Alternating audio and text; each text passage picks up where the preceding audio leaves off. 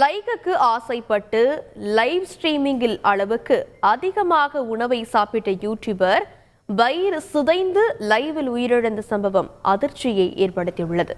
இது குறித்து விரிவாக பார்க்கலாம் இந்த தொகுப்பில்.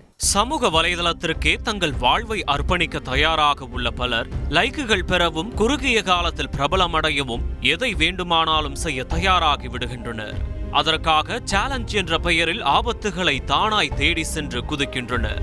சாகசங்களை மேற்கொள்வது, கமெண்ட்டுகளில் சொல்லும் செயல்களை வீடியோவாக வெளியிடுவது என பல சேலஞ்சுகள் அதில் அடங்கும்.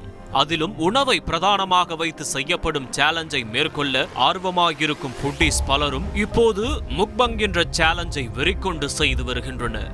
அதாவது கேமரா முன் வகை வகையான உணவுகளை படையலிட்டு அதனை ஒரே ஆளாக அமர்ந்து ருசிப்பதை வீடியோவாக வெளியிடுவதுதான் இந்த முக்பங் சேலஞ்ச். இந்த சேலஞ்ச் வீடியோக்கள் உலகளவில் படு ஃபேமஸ்.